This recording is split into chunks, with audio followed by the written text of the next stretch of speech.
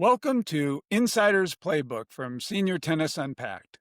This series is all about bringing you insider strategies and practical tips from the best coaches and fitness experts and players in the game, so we can all keep raising our level, no matter our age.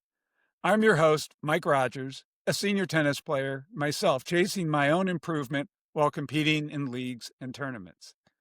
And today's guest is Ben Wolfe, a seasoned performance coach who blends science and fitness and strategy to help tennis players thrive well into their 40s, 50s, and beyond.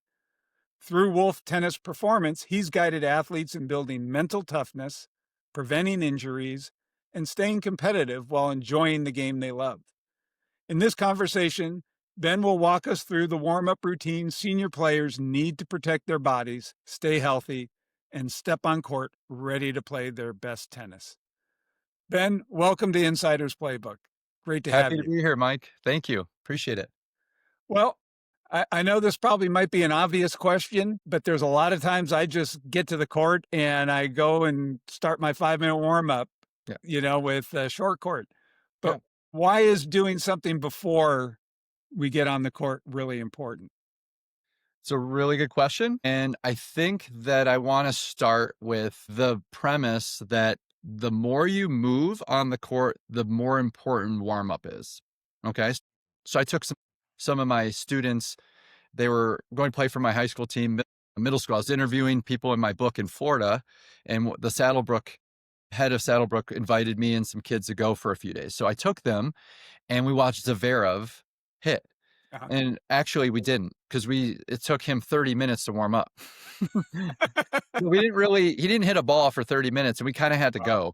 But my point is he moves and swings insanely well, right? So that's what I stress with anybody. It's like, hey, if you're a beginner or you don't move much, warm up is not that big of a deal, right? But if you're going to start swinging harder and moving faster and pushing yourself, it gets more and more and more important. So that's why, with the premise of understanding that a lot of people don't see the point of warm up, it's probably because you don't move well. No offense, but you don't probably move much on the court. So this is more for people that are like, okay, I'm taking this seriously. I'm going to push myself on the court and I don't want to get hurt. So with that, my thing would be, okay, we want to make sure we don't get hurt when we play. That's the whole point of warming up, right? So I think I'm going to say a few things that you probably have heard and then some things you haven't heard, most likely. Okay. What you have heard is static stretching is not good for the muscles before you go out. Static means you're standing still and you're just stretching, right? Dynamic stretching is when you're moving and stretching at the same time. So you're doing like walking lunges, you're doing butt kicks, you're doing things called Frankenstein, where you're kicking your legs straight up in the air, right? That, jump roping to get the heart rate going a little bit too, right? Like that's all part of the warm up. I would suggest that you're doing a little bit of movement, as you're getting the body going, right? I really emphasize that's really important. But now the other one that people miss all the time, okay, is the engagement part. Okay. So let's start with the shoulders. Okay. Okay. Do you do anything behind your back? Are you like do you ever like reach for things behind your back, working on a computer behind your back? You're never doing anything behind your back, right? No, Stupid question. I know, right? I just We're turn around. always forward, right? So we're forward. So you and I right now on the computer, we're forward, right? What is tennis? Forward, right? So everything is forward, forward, forward. And that means our chest gets really tight. Okay. And then these muscles right here in the back of your shoulder get really, really loose because everything is going forward. So what we want to do is engage these muscles behind your shoulder to really go, hey, wake up, let's go, let's go, let's go. So we want pull back. We want bands that pull your shoulders back and keep those shoulders aligned. So you have good posture. And that's kind of like, if you ever heard of impingement of the shoulders, it just means your shoulders kind of like moved a little more forward than it should. So when you raise your arm, you only have so much in that socket of room in your shoulder. And when it moves slightly forward because of all the forward motion, then you try to raise it, there's no room and your body's like, whoa, that hurts. Don't do that. Right. So posture will help you prevent injuries. So we want to get those shoulder muscles, the back of the shoulder muscles to really go, hey, you need to do your job, right? So that's a really, really, really important. And even stretching out the chest a little bit before, like you're doing these exercises, right? Like I have a band and I'm just Right. pulling back, kind of working those, even going up while the band is being pulled. Anything that allows me to pull back, and then you can stretch your chest a little bit, right? So that Okay. will allow those shoulders to feel a lot better. Trust me, I've been through shoulder injuries and I've talked to a lot of high level, PT guys, and this is the thing to do. Okay. Okay. So that's number one. Okay. Next thing, your legs. Okay. And like let's work our way down. Let's work on stomach, because a lot of people are like, I have back issues, right? Right. So this is kind of different because we can't really wake up the stomach like we do with the back of the shoulders. It's just, the thing is Mike, if I was going to punch you in the stomach, what would you do to embrace yourself with that? You probably clench your stomach, right? Right. Yeah. Yeah, yeah, yeah. That's Tighten the it up. feeling you need to have when you're swinging at a ball. Because, Oh, or when you go down and pick something up, like right. people pull their back all the time doing some silly thing like grabbing something. It's because you're not engaging your stomach, so your back has to do all the work. Okay. So really important. Now, if your stomach isn't strong enough, then to do all that, then you need to strengthen it, right? Right. But you need to start learning to clench the stomach as you're turning and moving, because now it will hold your body, the spine in position. Everything will be good. And then the back isn't working so much. So that will alleviate a lot of back issues. And I know this because I've been there. So we're all talking about engagement right now. Right. That's the whole premise here. Now let's work our way down to the legs, the knees, right? I call Right. the knees the dumbest joints you have, because knee pain doesn't mean you have pain in the knee. It means something's going on with engagement issues. So and this relates to your lower back too, but there's a muscle called the psoas. Okay. Okay. It's in your inner thigh and it wraps through to your back. So when the psoas is really tight, it will also make your back feel really tight, Oh, but okay. it also does a lot of the work that your glutes should be doing. So when you're psoas, and there's some other muscle like the TFL, it's called. So it's a little bit more on the side, like where you would put, if you're wearing jeans and you have your side pocket there, Yeah. that's kind of where your TFL is. Okay. So those two muscles kind of overwork a lot of times with people. And the glutes are your strongest muscles. Those are your butt muscles, right? Basically. Okay. So if the butt muscles aren't working, the glutes aren't working, the psoas and TFL are kind of working too much. So we need to get the glutes to start going, hey, wake up, wake up, wake up, wake up. Okay. Okay. So what I like to do is have a band that is around my waist tied to a pole. Can you imagine that? Okay. Okay. Yeah. And I'm going to pull away from the post. So the band is like pulling me towards the post Right. sideways. Okay. So if you see me right here, let's just imagine there's a band around my waist. It's pulling me this way. Okay. Okay. So I'm trying to fight that. So, Okay.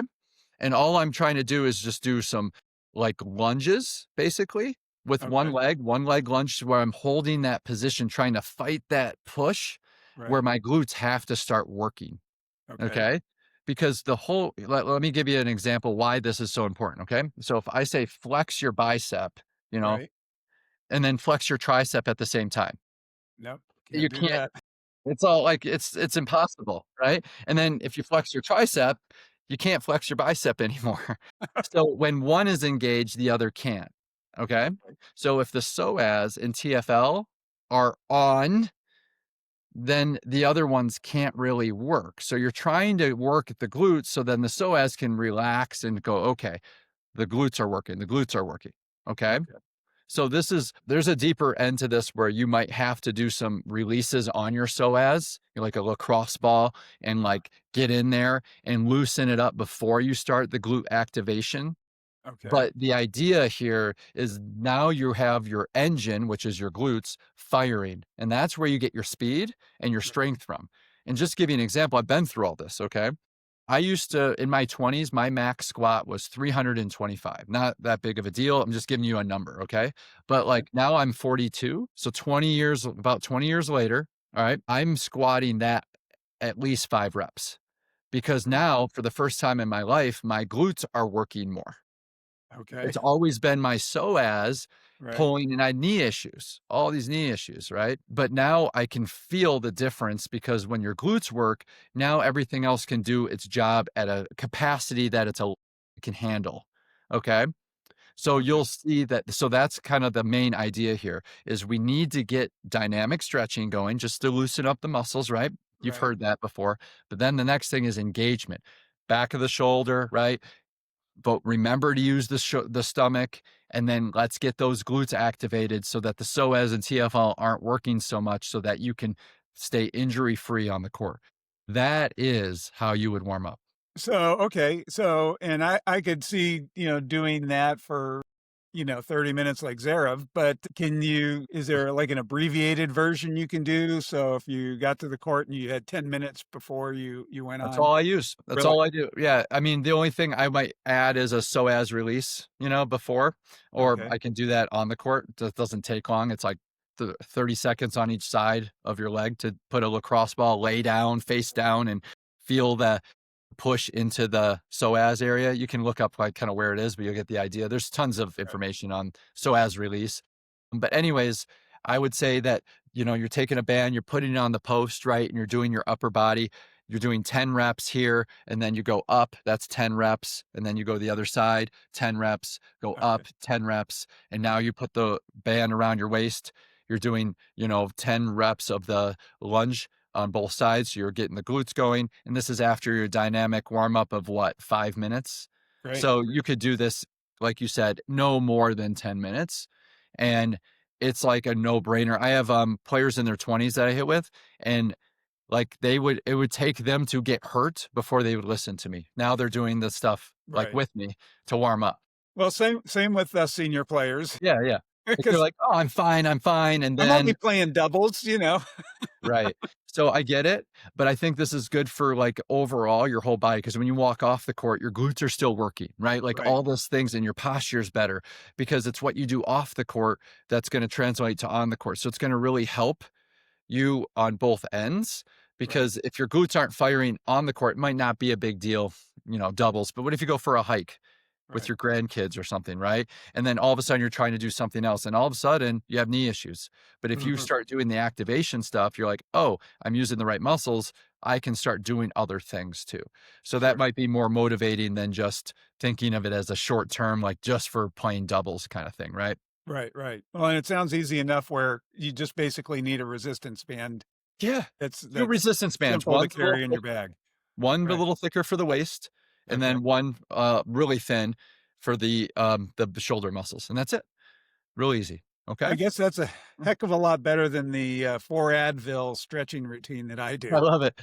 And I think the reason why I kinda dove into that, by the way, is, like, as a teacher for many, many years, I always like to explain the why, because Right. that even on the court, if I'm gonna teach someone a forehand, I'm not saying the what, I'm saying the why first because they don't care about the what if there's no why behind it. So if I say, "You gotta warm up this way and do this," I just did this with my varsity team recently. I'm like, "This is how you are required to warm up before you get on the court now." Because there's kids Right. that with the shoulder issue, knee, and they're 15 to 18 years old. I Right. mean, I'm like, I'm trying to save you when you get older, guys. Like the whole point is to treat your body right. So once they understand, like, oh, this is why I'm doing it, then you can make the decision yourself. But if you don't know the why, it's not very motivating to just know the what. So that's why I kind Right. of made sure that we understood the reasoning there. Yeah, the why definitely gives you the motivation to do I things, would hope. so Yep. well, this was great. I love this. I'm sure people would wanna learn more about what you're doing, because I know you have some fitness programs, so what's the best way they can get in touch with you? Yeah, I appreciate it. So I do have workshops on my website, Wolf Tennis Performance, and you can just check out the workshops. There's a way to connect with me. And I'm also on Instagram and Facebook, just Wolf Tennis Performance. It's all the same thing. So just remember you got to add an E at the end of my name. A lot of people forget that. I'm not the real Wolf. So yeah, yeah. Well, Ben, thanks again and enjoyed talking and look forward to, another conversation at some point. Likewise. Thanks, Mike. Take care.